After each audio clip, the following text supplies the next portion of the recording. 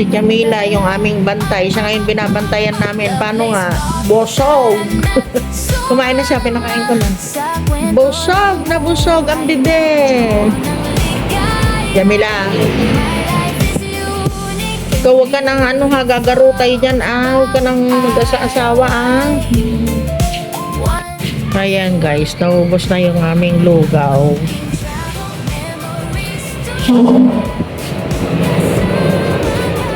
Uminit din ba yan? Para hindi naman nakumulo. Hindi naman kumulo. Naubusan na naman man. Naubusan? Hindi. Kahapon, ito yung balbakwa. Kahapon, hindi na ako nag-vlog. Kasi nahihirapan ako, naninibago kami guys. Ito yung tinda namin ngayon. Tapos yung fried chicken namin, malapit nang maubos. Kasi mura lang siya, 25 pesos lang yung fried chicken namin. Ayan, ito yung gusto ko na lumakas dito. Gusto ko yung magluluto ako ng marami, yung kalahati nito pupunuin ko. Yun ang target ko. Pero syempre hindi mawawala yung lugaw. Kasi goto, doon kami nakilala dito. Meron kaming goto overload. Ay ngayon, wala kaming goto overload. Ang meron sa amin, goto with tawag dito, goto with egg, tapos with tumbong, 45 pesos. Goto with tuwalya, with egg, 45 pesos. Yung overload namin, wala pa. 60 naman yun yung overload namin. Baka bukas makapag-overload kami. Mamaya magluluto na kami magpapalambot kami ni Clark ng mga karne. Marami na namang parents, sunduan na naman ng mga anak. Tapos si Clark naman magdadagdag siya ng uling. Para habang nandito kami, meron kaming nagagawa. Dati Clark kahapon pa Tapos pagod na pagod ka na, hindi ka pa makahiga. Papatayin mo pa yung malangkiyang kalat. Tututukan mo pa yung Karne, tumalambot na. Mas ideal yung ganito habang nandito tayo, nagbabantay. Wala pa lang magpapagalitan pa. Tama na, madidikdik na yung loob niyan. Oh. Sobra yung mo. Yan. Tapos may baga na pala, no? Yan. Wag mo na ilagay yan. Mamaya na ulit.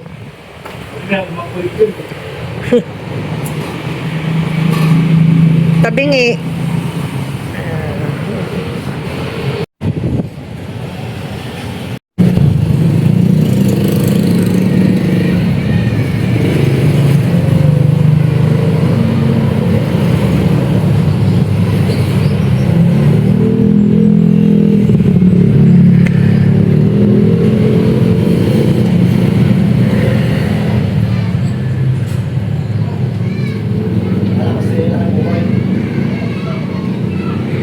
Good morning guys, hindi ko natapos yung vlog ko kahapon.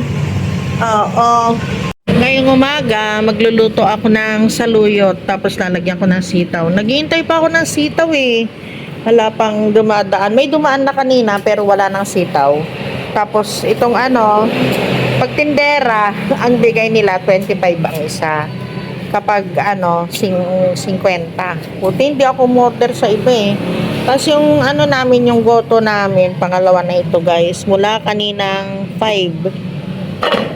Yan. Kasi kahapon, pinulang kami. Ayan Ang nito, meron itong tuwalya, tumbong. Pero hinango na namin yung tumbong sa yung tuwalya kasi na siya, sobrang malambot na. Ito yung ibang tumbong Uy, sarap. Sarap to kasi na siya. Malambot na. Tapos ito, kailangan ipainit na namin, balbakwa. Yun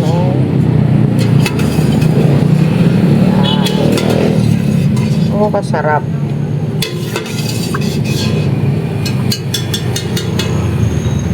Ito ulit si Kuya, daily customer namin yan. Lagi dito Lahat po yata kumakain. ng baryo Sa dito kuya po ng siya nagtatrabaho, kaya dumadaan siya dito everyday. Ito naman yung aking isusunod hihiwain. Ha? Ito na yung nahiwa ko, tapos ito na yung panghuli. Ayan, tagalooban yan. Customer din namin, pa isa-isa. Nagbabalikan na sila.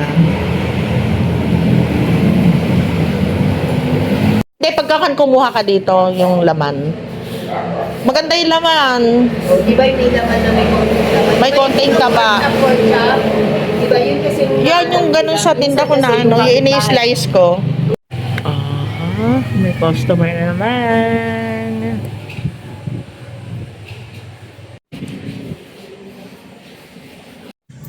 Pang third day na namin ngayon, guys. At grabe. Ano na naman kami, naninibago. Tapos, mga customer namin, pag nakita nila, lumalagpas sila na gano'n. Nakatingin lang sila. Mga yan, babalik yan, mga next week pa, ganyan. No? Tapos yung iba naman, yung lalo na yung sa lugaw namin, lugaw mabili kahapon, naubos ka agad yung lugaw namin. Half day lang kami. Alam niyo ba, nung first day namin, 450 lang yung napagbentahan namin. Balik puhunan yun, guys. 450. Tapos, second day namin, kasi yung tinakdakan, marami natira nung Monday. Tapos sabi ko, pinainit ko kaninang umaga, nung Tuesday, pinainit ko nung Tuesday, tapos nagdagdag ako ng fresh. Kalahati lang yung kinuha ko doon sa luma.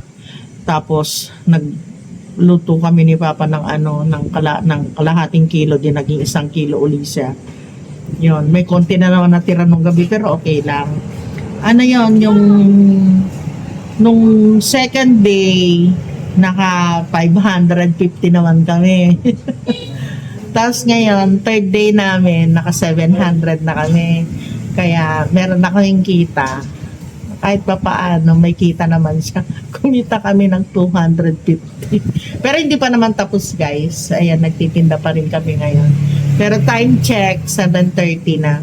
Kaya lang natulog kasi kami. Nagko-close kami dito ng 1:30. Tapos, pahinga namin yun, natutulog kami. Walang TV, walang cellphone. Basta pahinga yun, tapos gigising na naman kami ng 4:30. Yun. Hanggang yun, hanggang okay pa. Hanggang okay lang. Hanggang merong bumibili. Meron naman pa isa-isa, padala-dalawa, ganun, lalo na dun sa lugaw namin. Tapos yung balbakwa namin, hindi siya gaanong mabenta. Meron lang konting bumili dun sa balbakwa namin. Pero at least, hindi siya na zero. So, yun na yung ini-introduce namin ngayon, yung dinakdakan namin, balbakwa, saka yung fried chicken. Fried chicken namin sold out ngayon, guys, kaya nakakatuwa. Bukas, Friday, last day na naman ng pagtitinda namin. Preaching work naman kami ng Sabado at Linggo. So, ganun namin hinahati yung aming panahon. Diba? Ito, tinanggal kasi ni Clark itong ilaw. Yung pailaw namin doon. Ayusin niya yan mamaya para bukas ng madaling araw. Namin dito. Mabuksan namin.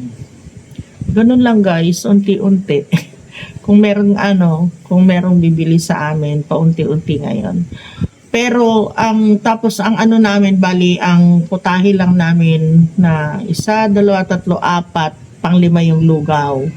Pero usually yung pananghali ay yung niluluto namin ay 5 putahe yung sa ulam, 5 putahe. Pero ngayon nagbawas kami ni Papa. Yung sisig namin, nagdidinakdakan kami ngayon. Wala muna yung sisig, dinakdakan. Tapos pag malakas na kami, magsisisig uli kami. Ganun lang, guys, ginagawa namin dito. Pero kahit na paano, sabi ko kay Papa, yung natin, yung pagod natin, wala pa siyang bayad. Pero okay lang, hindi naman tayo nalulugi. Tapos, kailangan talaga sipag at tiyaga lang guys. Huwag tayong susuko, laban lang.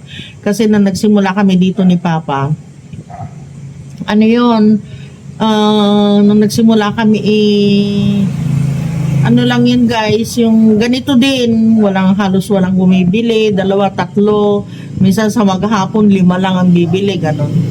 3 months kami na 3 months kami na hindi nakapagbenta, 3 months kami na close. Kaya yung mga customer namin, hindi sila hindi sila nakabili.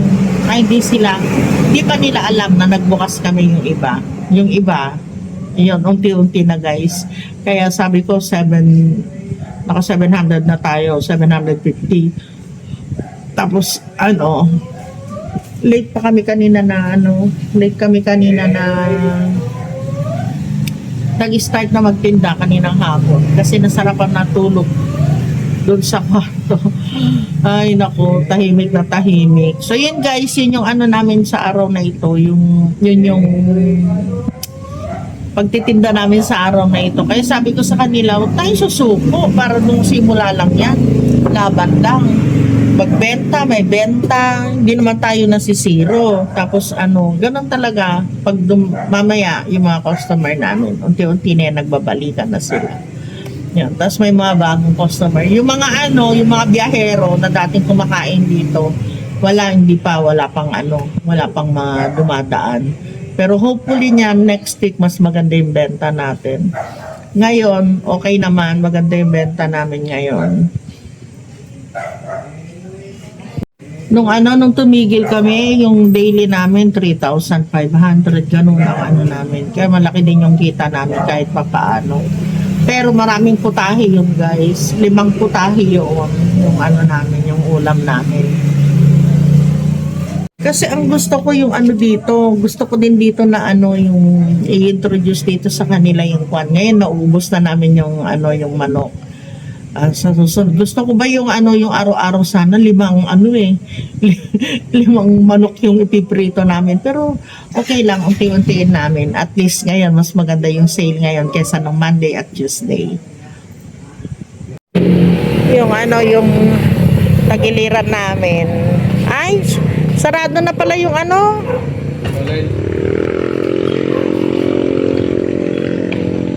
Ito, nilinisan niya dito. Tinanggal yung konting kalat. Pero andyan pa rin yung iba Kasi matinik ito mahirap dalhin sa bukid. Kailangan putulin ng maliliit. Pero at least, malinis na dyan sa gilid niya.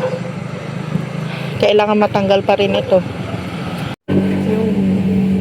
Okay.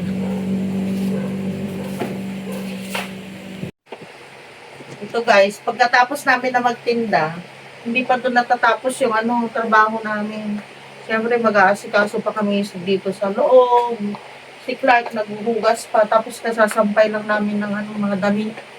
Naglalaban na kami sa araw. Bago kami matulog sa gabi, na namin, sinasampay. Tapos sa umaga, bago magsimula na naman ang trabaho, kukunin na naman yung sinampay. Ay! Sana kinuha mo yung para matiklop ko.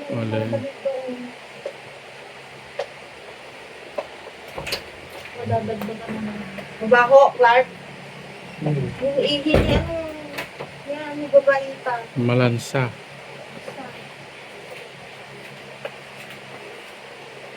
Wow. Okay na lang. Good morning guys. Ito umaga na naman at marami kaming customer ngayon. This is our 3rd day.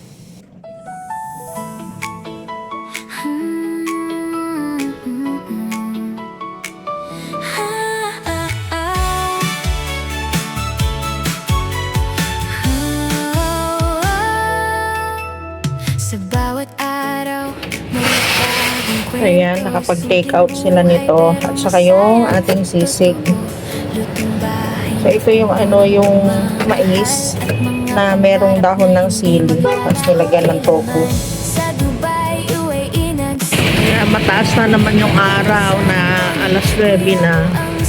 Kaya nilagyan ko muna ng pandong doon sa harap ng cabinet.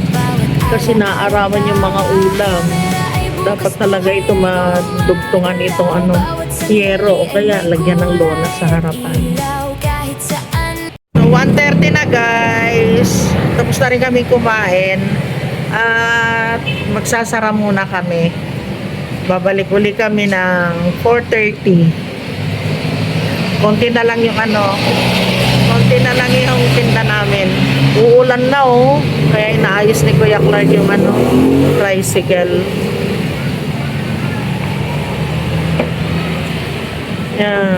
Yan, yan. Yan, ganyan. Yan. Okay na. Wala bang yan? Wala, binuhat pa talaga eh. Binuhat pa talaga eh. Eh yung yung uling. Baka mainitan yung makina natin. Delikado. Gamitin mo yung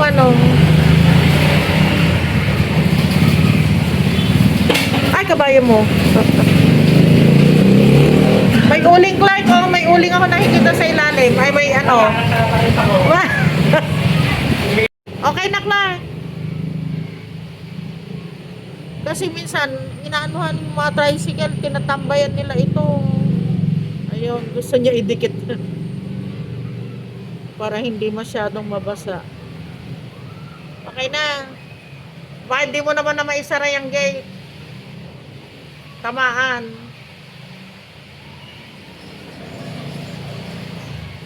Oy, sakto.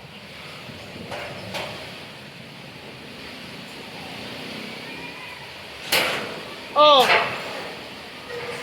Jamila, alis yan. Yan na, lumakas na yung ulan. Girl. Lakas na ng ulan. My God. Ala. Maanggi dyan, Grabe. Mabili ang lugaw natin mamayang gabi. Mabili ang lugaw mamayang gabi. Lumakas na. Kinuha mo yung uling? Saan mo nilagay? Hindi siya hindi siya mababasa? Hindi siya maanggihan? Ay, grabe. Sobra na yan, Grabe yung lakas, OMG. Ala.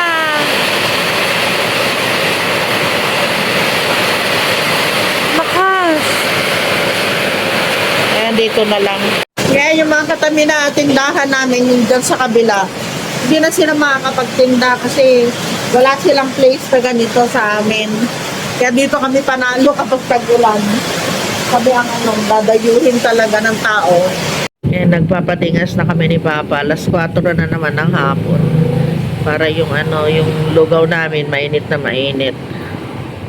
Oops. May mga chair.